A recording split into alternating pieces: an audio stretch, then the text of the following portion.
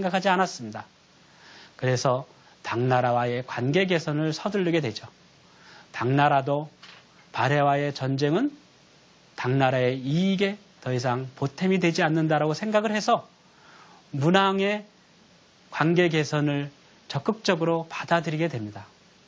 그래서 문왕대 당나라에 자주 사신을 파견해서 두 나라 사이의 우호 관계가 성립이 되는데요. 이때 문왕은 당나라의 제도를 적극적으로 수용을 합니다. 당나라의 정치 제도를 우리가 흔히 삼성육부제라고 부르게 됩니다. 문왕은 당나라의 삼성육부제를 받아들여서 발해의 관제를 삼성과 육부를 중심으로 해서 정비하게 되는데요. 당나라에서의 삼성은 문화성, 중서성, 상서성을 가리키고요. 육부는 이부, 호부, 예부, 병부, 형부, 공부를 가리킵니다. 그런데 발해 문왕은 당나라의 명칭을 그대로 사용하지 않고 삼성을 정당성, 중대성, 선조상이라고 부르고요. 그리고 육부를 충부, 인부, 의부, 예부, 지부, 신부라고 불렀습니다. 유교적인 명칭을 가지고 육부의 이름을 삼았던 것입니다. 그리고 정당성의 장관인 대내상이 국정을 총괄했고요. 그리고 대내상 아래에 좌사정과 우사정이 각각 3부씩을 맡아서 행정을 담당하였습니다. 그리고 문왕은 상경 용천부로 수도를 옮겼습니다.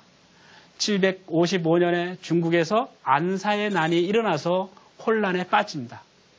그 반란 세력이 발해를 침략할지도 모른다라고 하는 위기의식을 느껴서 발해 문왕은 756년에 상경 용천부로 수도를 옮겼던 것이죠.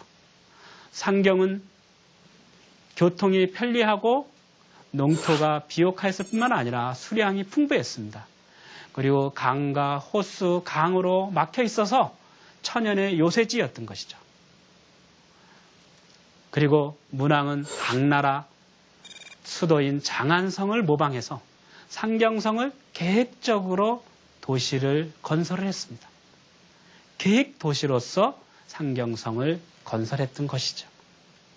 문왕이 돌아가신 이후에 발해는 한동안 귀족들 사이의 권력 다툼으로 혼란에 빠졌습니다. 이 혼란을 수습한 사람이 바로 818년에 왕위에 즉위했던 대인수였습니다. 이 사람은 대조영의 동생인 대야발의 후손으로 알려져 있죠. 왕후는 선왕이라고 불렀습니다. 선왕은 왕위에 오른 뒤 귀족들의 내분을 수습하고 정치적 안정을 이룬 다음에 주변에 있는 말갈족에 대한 대대적인 정복전쟁을 벌여서 최대의 영토를 확보합니다. 그리고 그 넓어진 영토를 다스리기 위해서 5경, 15부, 62주라고 하는 지방통치 조직을 정비합니다. 5경은 상경을 비롯한 5개의 서울이라고 하는 의미죠. 지방의 중요한 요충지에 5경을 두어서 지방을 통치했던 것입니다. 신라의 소경과 비슷하다고 보면 됩니다. 그리고 상경에다 5부를 설치하고 나머지 중요한 지역에다 또 10부를 설치해서 15부를 갖추었고, 그리고 부 밑에는 주, 그리고 현을 두었습니다. 자, 부세기에 들어서 발해가 크게 성장을 하고, 이러한 이유 때문에 13대 경왕이 제위했던 894년까지 당나라에서는 발해가 크게 흥성했기 때문에 발해를 해동의 성국, 즉 해동의 융성한 나라라고 해서 해동성국이라고 부르기도 했습니다.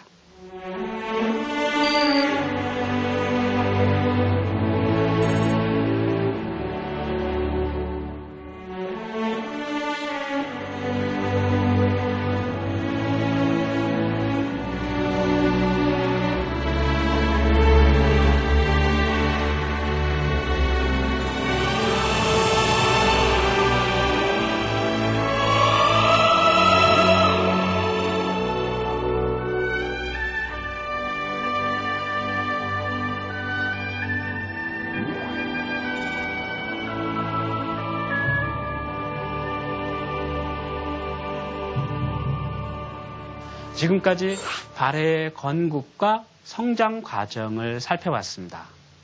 자, 그러면 발해국은 대외적으로 어떠한 이상을 가졌다고 생각할까요?